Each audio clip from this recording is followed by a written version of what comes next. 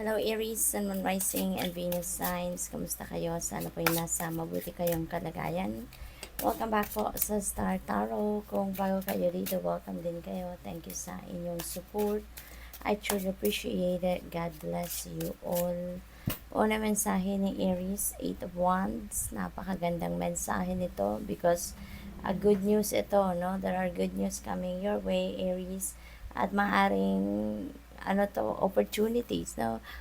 News about opportunities. At it could be in different areas of life, depende sa inyong sitwasyon.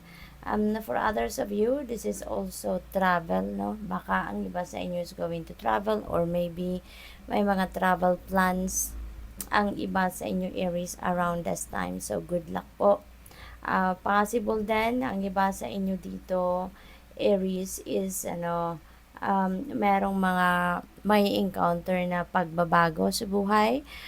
This is going to be positive changes coming your way.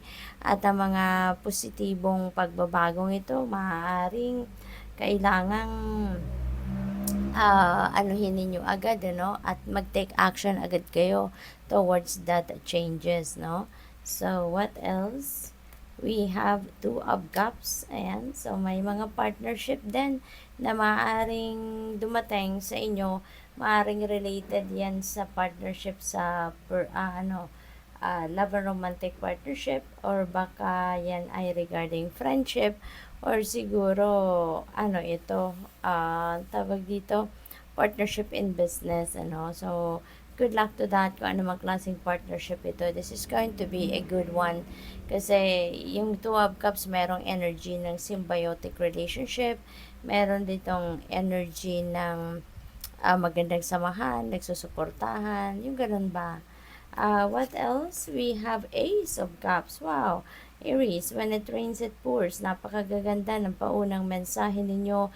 Ace of Cups is an overflowing of blessings. This is divine blessing na dadating sa inyo, and this is overflowing. Hindi kayo magkamayaw dito, no? Sa saya na mararamdaman ninyo. You're going to have that overflowing of joy na mararanasan sa ngayon when these blessings come in, kasi sobra-sobra to para sa iyo. Hindi lang ito para sa iyo na mga biyayang ibibigay sa inyo ng universe, kundi sobra-sobra to so that you can also share them with other people. So, iba-iba to, no? Iba-ibang parte ng buhay ninyo magkakaroon ng biyaya. With those blessings, makakapagsimula kayo ng bagong chapter sa buhay ninyo, depende sa kung anong parte ng buhay ninyo yan, dadating na mga biyayang yan. So, because Ace is a new beginning, no? So, napakaganda. We have strength. Ayan, kailangan ninyo dito na magpakatatag kayo. Siguro kasi maraming pagbabago ito, no? With these blessings coming in, magke-create ito ng bagong sitwasyon or bagong scenario sa buhay ninyo. Kaya kailangan ninyong tatagan ang inyong loob, tibayan ninyo ang inyong dibdib, no, sa transition na mangyayari, kasi maaaring hindi lang ito isang parte ng buhay ninyo na magkakaroon dito ng changes, but it could be more than one or more than 2 areas, no? Kaya kailangan na kailangan na handa kayo para dito, at kailangan matibay kayo, no? At magaling kayo na mag-adjust, no, sa mga bagong sitwasyon. So, what else for Aries? We have the situation will improve. Napakagandang message ito para sa'yo. Wala ka nang dapat na ipag-alala, no, Aries, kasi kung meron ka meron mga unfavorable, no, na pangyayari sa buhay ninyo around this time, mababago na ang inyong sitwasyon, no? Mag-i-improve na, magiging mas maayos na ang mga sitwasyon ninyo sa ngayon. We have communicate clearly. Maaring ito lang yung kailangan ninyong gawin, no? Ngayon, you really have to communicate clearly and effectively para nang sa gayon nga naman, magkaintindihan kayo, 'di ba, ng partner ninyo, ng person ninyo, ng kaibigan ninyo, ng katrabaho, or kung sino man, 'di ba, ang involved dito sa sitwasyon na to. Because it feels like related ito, no? Yung energy na to related dito sa your situation will improve, no? Provided that you can really communicate kung ano nararamdaman ninyo, kung ano yung iniisip talaga ninyo, no? Put them into words para magkaintindihan na kayo ng kung sino man, okay? We have improving health. Ayan, so hindi lang ito health, na physical health na mag improve dito, kundi pati na rin yung kalagayan, no, ng iba pang sitwasyon ninyo sa buhay. So this is really good kasi maaring aside from physical health, baka meron ding pinagdadaanan ng iba sa inyo na problema din pagdating sa pera, no? So, maybe your financial health also is going to improve na din right now, hindi ba?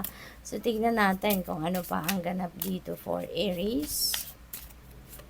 We have passion, burning with life's passion. Ayan. So, most likely, ito din ang isa sa magiging rason kung bakit mag improve na din ang inyong sitwasyon, because maybe dito lalabas din yung inyong passion, lalabas din yung fire, no, sa puso ninyo, at maaaring kung lalo na kung sa pera ang problema dito, or yung struggle ninyo dito pinagdadaanan related sa income, maaaring with your burning passion, no, sa puso ninyo, at maaaring magte-take ano na kayo, practical steps na para mag-improve ang inyong sitwasyon. Maaaring kayo ay magtatrabaho, maaaring kayo ay gagawa ng mga bagay, magsisimula ng negosyo, magsisimula ng trabaho or career na gagamitin ninyo yung kung ano talaga yung kung ano yung pinakagusto ninyong gawin, no? Where your passion is, no? So, maaaring you're going to embrace your talents ngayon, your gifts, no? Your skills with passion para makasimula kayo ng pagkakakitaan, no?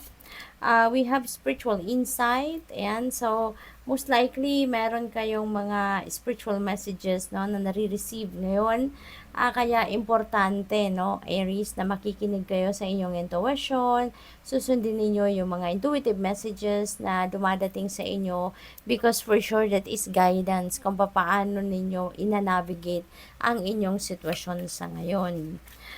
We have in nature, ayan, so connect with nature, kasi maaaring kailangan talaga ninyo ng healing sa ngayon, ano, lalong lalo na, doon sa mga Aries na merong pinagdadaan ng physical ailments, no, so maybe kailangan ninyo ngayon na mag-spend time with nature, or mag-ano kayo, mag-absorb kayo ng healing properties or ng healing energies na nilalabas ng nature spirits, no? Kasi nature is very therapeutic talaga. Nature is very healing, kaya maaaring ang iba sa inyo kailangan ninyo na mag-spend time kayo outdoors for quite some time.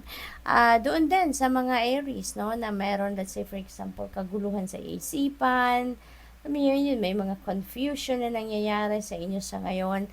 Spending time with nature also is very effective way of decluttering negativity din sa energy field natin, pati na din sa isip at sa damdamin natin, no? Kasi talagang nakaka-relax, no? At nakakakalma ng senses ang nature spirits. So, good luck. Thank you for watching. Love and light. Namaste.